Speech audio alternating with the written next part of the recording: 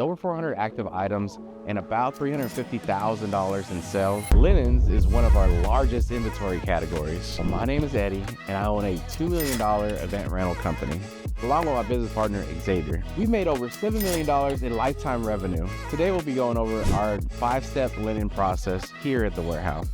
And stay until the end to see how we prepare linens for our clients. For more information, download our guide below to see how we prep our linens. All right, guys, we're here in the linen section. As you see right behind me is where we keep all our linens. We keep them on these uprights.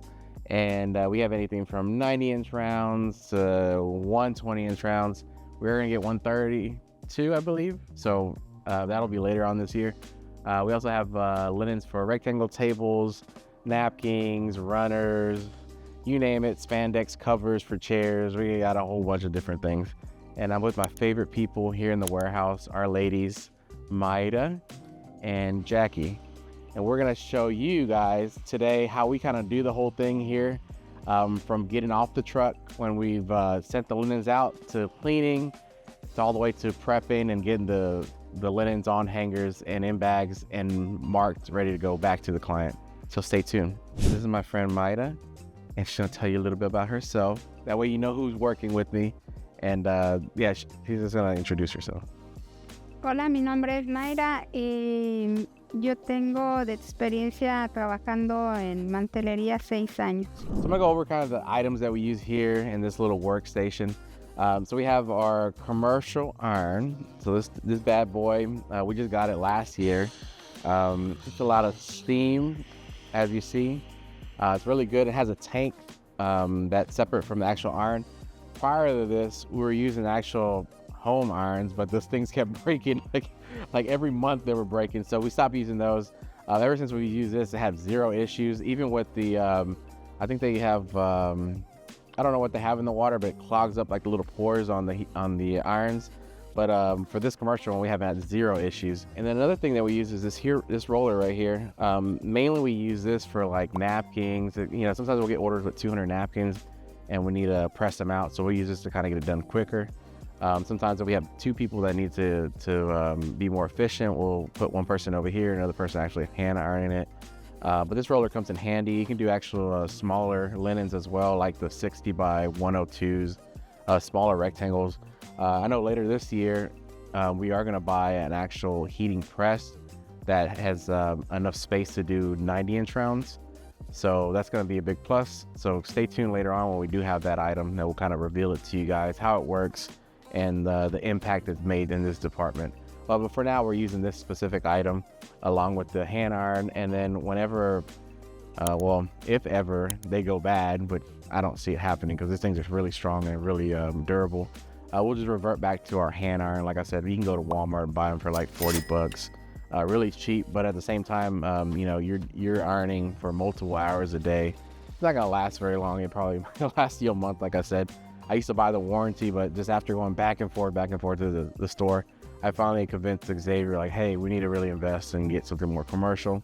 And we've had 0 hiccups so far. Another thing is, last year in 2024, we've actually invested $4,000 in these items to help to improve the efficiency and also the ease of getting all these linens done every week. So it's really helped out, and I think the ladies really like it as well. Now, if you need more help in your rental business, please click the link below for our free ultimate checklist showing you how to start and run your rental business. I'm gonna start kind of backwards in a sense, because once the linens are out, how they come back, we get them clean and everything like that. So this is the first process.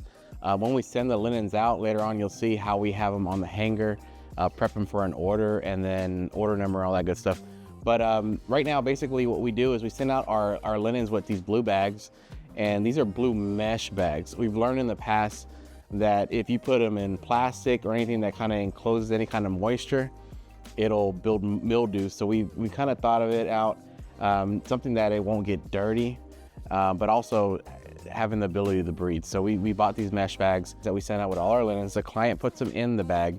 When they get here, we pull it off the truck.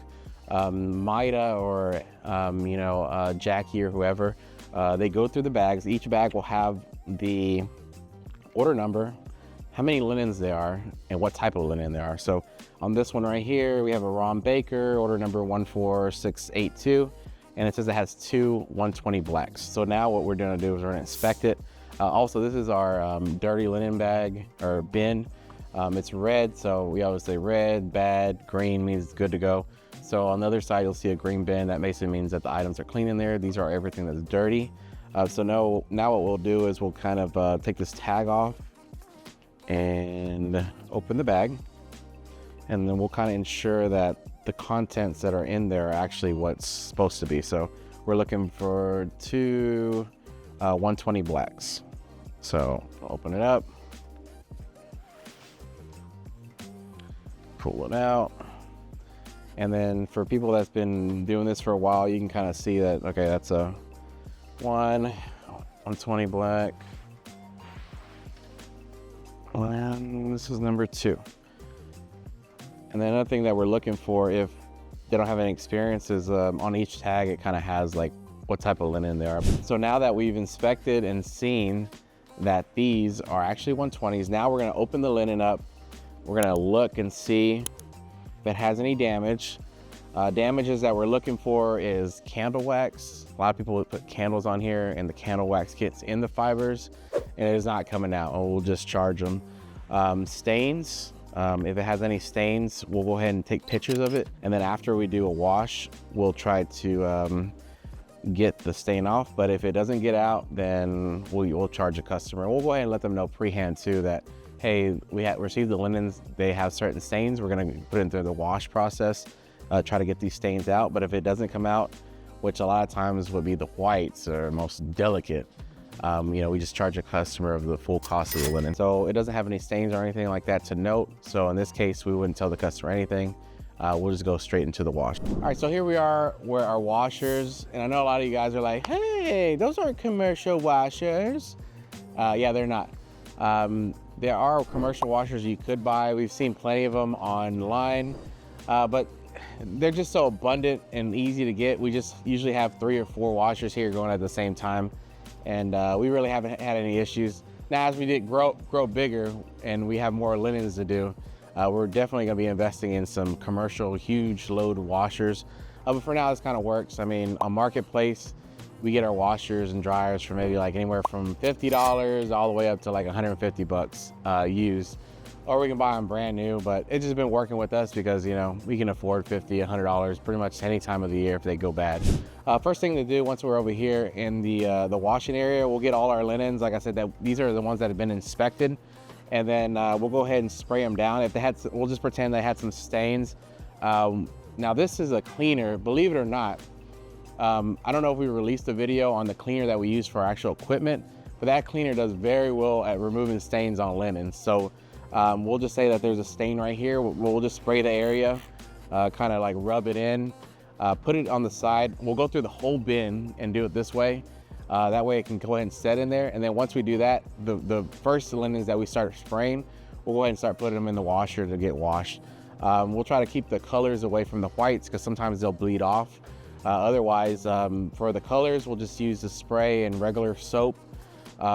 We also, for the white linens, we'll use bleach and soap. But for the most part, we use everything like cold water. And then once we're done with the washer, we'll go ahead and grab the green bin, start loading the green bins with all the clean linens, and then we'll inspect every linen that comes out. Make sure that the stain's been removed. If the stain isn't removed, what we'll do is we'll use a more specialized product. Shout, for instance, a stain remover, and then also like a brush, like a soft bristle brush, so it doesn't pull the fibers up. We'll just scrub it in there and then try to work it that way. For the most part, it comes out. Some of the really tough stains are like rust. Sometimes like at certain events, I'll have like curry. That thing is like really tough to get out, or like wine and blood and stuff like that.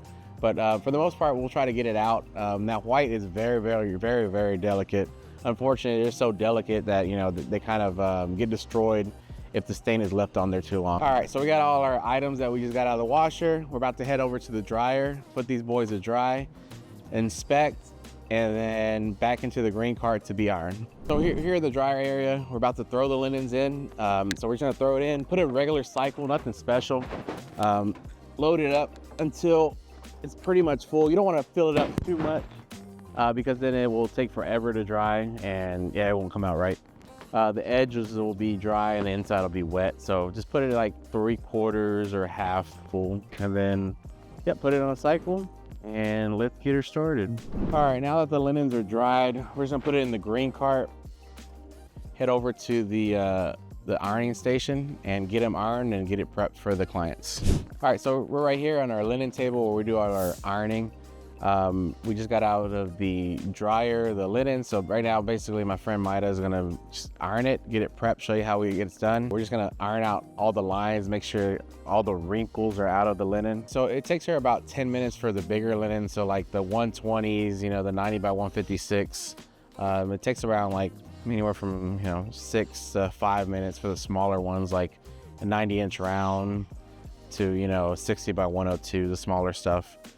So yeah, she'll push out anywhere from like, as long as if she's just doing nothing but ironing, she'll do maybe 40 to 50 linens, a day. And then once that's completed, she'll go into putting it on a hanger, and then she'll inspect it too, do a second inspection on while it's open. Because sometimes when you're doing an inspection on after it gets washed, you might miss something, but when you're ironing it, you're like literally looking every single inch of the linen, making sure all the wrinkles are out. Okay, so right now she's putting it in the hanger. She put it in, right in the middle. She's about to put the plastic on it. And the plastic, basically what that does is, like, we're here in a warehouse, so it prevents any kind of dust getting on it or any kind of stains. Sometimes when the drivers transport it, they may drop it on top of something that's wet, and it'll prevent the linen from getting wet. So accidents do happen. So basically she's gonna put this little protective plastic over it. She's gonna tie a knot at the very bottom, and then to save space, she rolled it up in a ball. And then from here, she'll write on there the size of it, so that if it does fall or get lost, we can easily identify what it is. So now she's gonna go on the 120 linen size, and she's gonna put it in inventory. And then from here, pretty much all the linens that are right here, they're ready to go. So whenever she goes to prep them, she'll just pull off of these racks, and everything's like organized. So all the 120s are right here, 108s, 90, 60 by 102, 60 by 126, 90 by 132, 90 by 156, napkins, runners, everything's here. So you can easily identify where it's at, grab it, and then we'll say we get an order. First thing what we'll do, we'll pretend that we have an order and they want 2 120 blacks. So we'll come right here. This is where all our blacks are at. We'll grab the 120 blacks, 2 of them. We'll come over here, put it on the table. Usually when we have the order on our software, on Rent More Pro, it'll show on the prep section, it'll show the items and the invoice number that it goes to. So here in the warehouse, what we do is we just get a Sharpie and one of these green tags, and we'll just handwrite the invoice number on here. We'll just pretend invoice number 123, and then we'll put the customer's name. We'll just say the customer's name is Bob Smith, and then we'll put 120 black, and then we'll put 2. So, and then after that, we'll get one of our linen bags that we sent off as well. So we'll grab one of those.